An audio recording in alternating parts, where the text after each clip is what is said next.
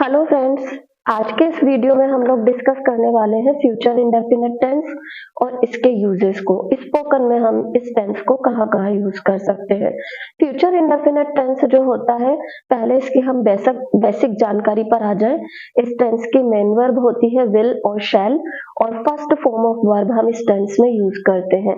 जो लोग स्पोकन सीखने की कोशिश कर रहे हैं या स्पोकन ट्राई कर रहे हैं, कोशिश कर रहे हैं, परंतु कुछ चीजें उन्हें कंफ्यूज करती है, उनके लिए केवल इतना जानना जरूरी है कि उनको ये सारी चीजें पता होती है कि वर्ब क्या है, मेन वर्ब क्या है, ये सब कुछ उन्हें पता होता है।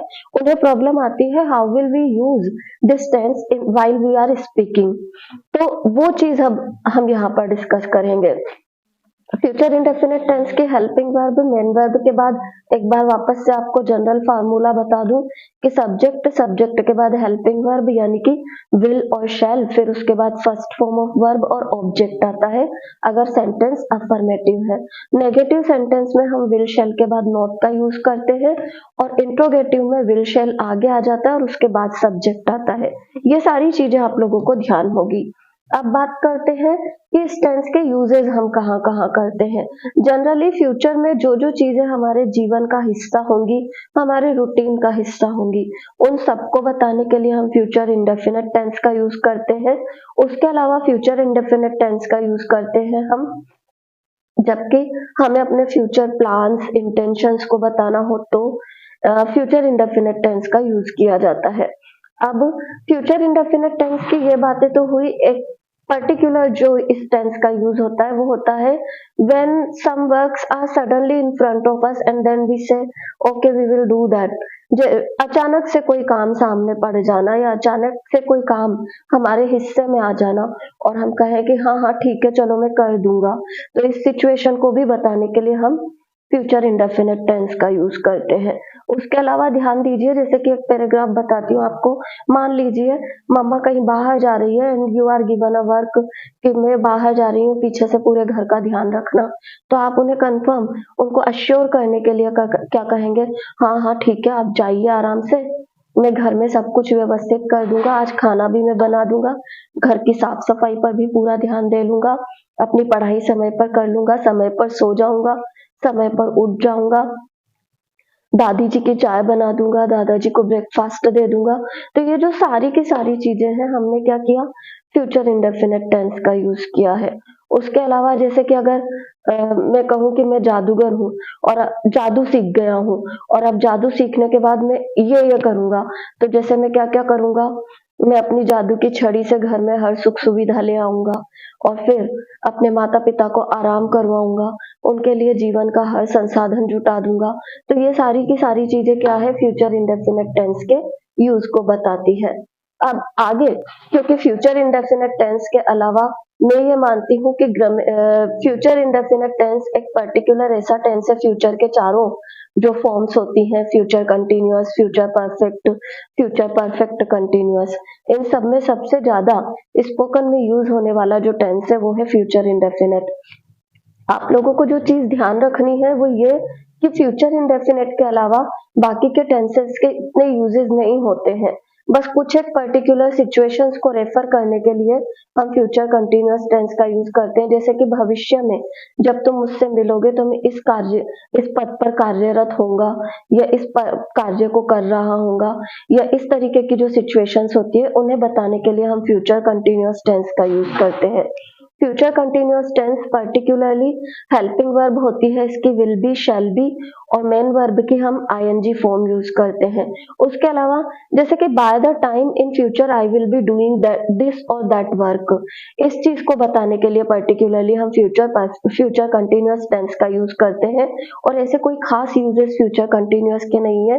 इसके अलावा फ्यूचर में अगर हम कोई कार्य करने वाले हैं, जैसे हम कहें कि हम फ्यूचर में कल तो मैं इस समय जयपुर जा रहा हूँगा, तो इसे हम बताने के लिए हम फ्यूचर कंटिन्यूअस टेंस का यूज करेंगे। जैसे in future I will be going to Jaipur, या I will be going to Jaipur, मैं जयपुर जा रहा हूँ कल। तो इसी पर्टिकुलरली फ्यूचर कंटिन्यूअस टेंस को लेकर के कई ग्रामरियंस थोड़ा सा एक विवाद सा भी है कि फ्यूचर कंटिन्यूअस टेंस की कोई जरूरत ही नहीं है, क्योंकि इस टेंस से रिलेटेड सारे कार्य को हम क्या कर सकते हैं, प्रेजेंट कंटिन्यूअस से भी बता सकते हैं। जैसे मैं कह रहा हूँ कि मैं कल जयपुर जा रहा हूँ, इसके बजाय हम ये भी कह सकते हैं मैं कल जयपुर जा रहा हूँ। तो उस सिचुएशन में हम I am going to Jaipur tomorrow, इस तरीके से भी इस टेंस को बना सकते हैं। तो फ्यूचर कंटिन्यूअस टेंस की ऐसी कोई नीड नहीं होती, ऐसा कुछ ग्रामरियंस का मानना होता है। तो इसलिए हम ये कहेंगे कि फ्यूचर कंटिन्यूअस टेंस के बिना भी हम अपने सेंटेंसेस को स्ट्रक्चर कर सकते हैं, बना सकते हैं।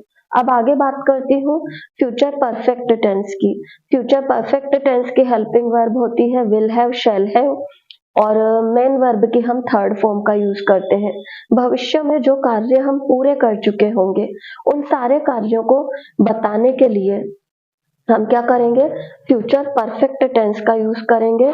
और इस टेंस का भी वही कोई खास ज्यादा यूज नहीं करते हैं हम स्पोकन में, क्योंकि फ्यूचर परफेक्ट टेंस से भविष्य में जो कार्य हम कर चुके होंगे, जो कार्य हम कर रहे होंगे, उन सबको बताने के लिए भी हम प्रेजेंट की या फ्यूचर इंडेफिनिट की ही कोई फॉर्म लगा करके इस टेंस को बना सकते हैं। फ्यूचर परफेक्ट कंटिन्यूअस टेंस भी भविष्य में क्या क्या कार्य कितने समय से हो रहे होंगे, इस चीज को बताने के लिए, क्योंकि एक पर्टिकुलर समय से क्या क्या कार्य हमारे जीवन में चला आ रहा होगा, उसको बताने के लिए हम फ्यूचर परफेक्ट कंटिन्यूअस टेंस का यूज करते हैं। तो वही इस टेंस का भी ऐसा कोई विशिष्ट यूज स्पोकन में नहीं होता है, बस एक भाव दे दिया गया है हमें कि अगर ये सिचुएशन हमारे सामने हो तो हमें इस टेंस को इस तरीके से यूज करना चाहिए।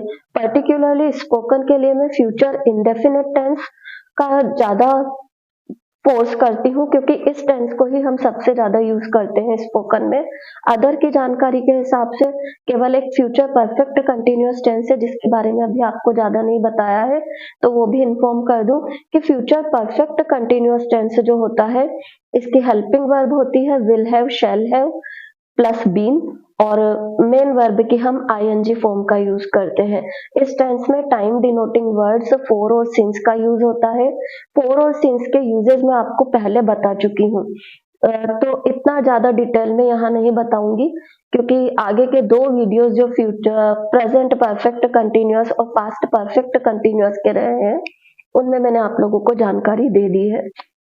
तो ज्यादा समय हम इन चीजों में बर्बाद नहीं करेंगे, बस कहाँ कहाँ पर हमें यूज करना है वो चीजें समझनी है।